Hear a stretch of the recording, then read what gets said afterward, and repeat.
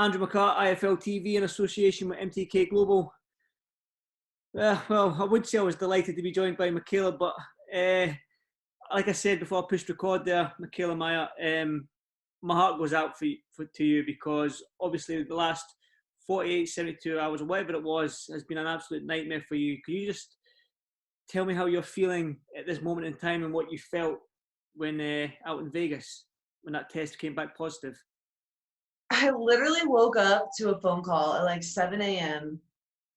and it was from, people that took the test, and they just told me that it was positive and that I had to like second guess, like, wait, so I'm not fighting? I'm off the card? They're like, yeah, you're positive, you're off the card, you're gonna have to, evacuate the MGM Grand.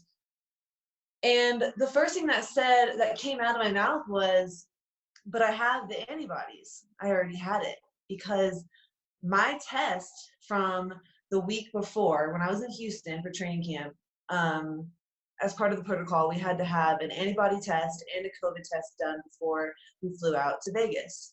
So I took both those tests. I didn't get my results from the COVID test yet because it was taking a while, but I did get the antibody test results fairly quickly, and it showed that I was positive. My IgG antibody was positive, which means it wasn't recent exposure. I had it a few months back, but I did come in contact with it and had developed the antibodies to fight it. So I didn't even bother to check my results from the COVID test because I had the antibodies and I was good to go. So when that test came back positive, it really just threw me off. I didn't think that was possible. So I called and got my results from the test that I took in Houston the week before, the 29th, and that was negative. So I really wanted a retest. I know that there's been a couple false positives. The UFC had a few, and their protocol allowed for a retest in which they were cleared and able to fight. So I was pushing for that, but it wasn't in the written agreement with the MGM, and everyone that was on board was trying to make this happen. And I understand you can't change the rules at the drop of a hat, but I think that maybe it's time for the protocols to sort of be adjusted, because I missed out on a huge opportunity. And like you said, 2 camps back to back. Disappointment is an understatement. It's tragic. Yeah, definitely. Like, because you were due to fight out in March, and then obviously this pandemic hit, and then you finally got the opportunity to fight in the first card. Well, since probably March in the States, and obviously this positive test came out. Now, for you with getting the second test with the false positive and stuff like that, like I tweeted you and I said, can you not get a retest? Because I had read somewhere that the UFC were getting false positives, and I've also read that just in normal life, in civilian life, that people are getting false positives. Are you going to start? Well, I don't know what you can do as a fighter, but are you going to stop being like an advocate on getting these sort of second tests if you do become asymptomatic and none of your team have it, they're negative, and so on? Yeah, so that's another point to point out. None of my team had it. Obviously, I wasn't. So it may not be a false positive. Maybe it is picking up on my antibodies. Like we don't have all the answers, right? Like this is still very new. Everyone's trying to figure out. There's a lot of inconsistencies across the board when it comes to testing. So maybe it's picking up on my antibodies, but I'm not contagious. I'm not sick. And so I think we just need, obviously this is a huge learning lesson, and hopefully we can learn from this and take it on to the next fights, because if this antibody is in my system, if they want to fight me in a month from now, when everything's cleared up, is it going to show up again just because I've already had it? So I don't know how long that stays in your system. We need to learn more about this.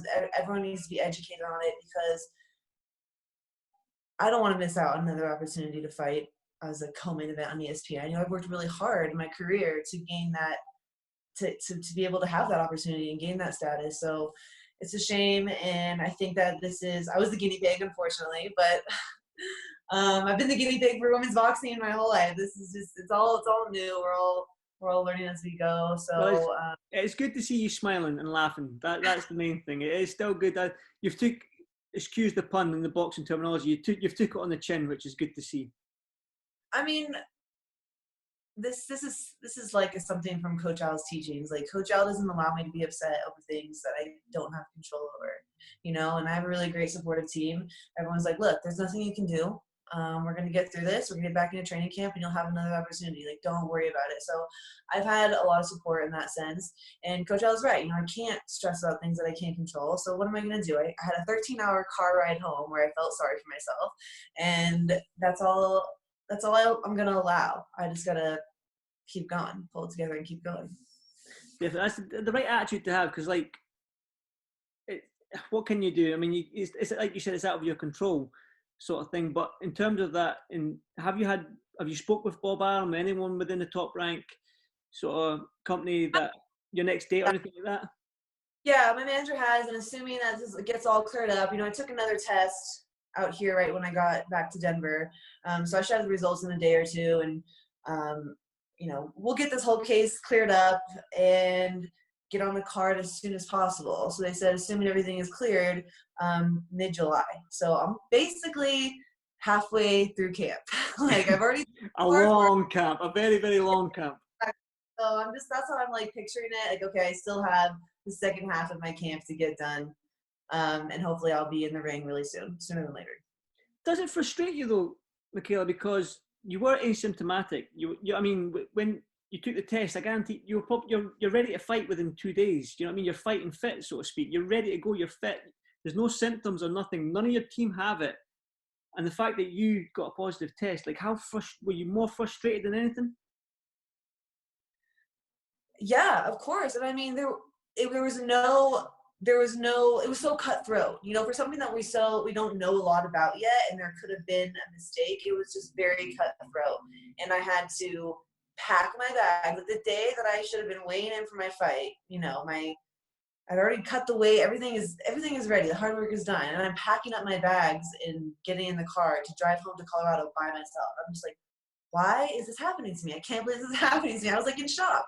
I was in shock all day. And I just didn't understand it. But, you know, it comes to the territory. This was the first card back since the pandemic. We still don't know a lot about this virus. And, you know, I guess if I have to be the one to sort of suffer in order to fix the protocol and so we can do better next time, then, you know, I guess it is what it is. I'm the one. So well, like I said, you took it on the chin. But I interviewed you. The first time I interviewed you was a month and a half ago, 5 weeks ago, I think, and we're talking about fighting Terry Harper for a world title. We're talking about this. We're talking about who's number one, fighting Katie Taylor, who's number one, Clifton.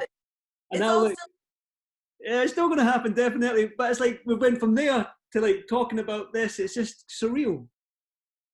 I mean, I feel like that's been my career in boxing my whole life. You know, like I've had to constantly adjust my plan, adjust my path, and sort of like create the vision as I went along. So I'm used to these curveballs.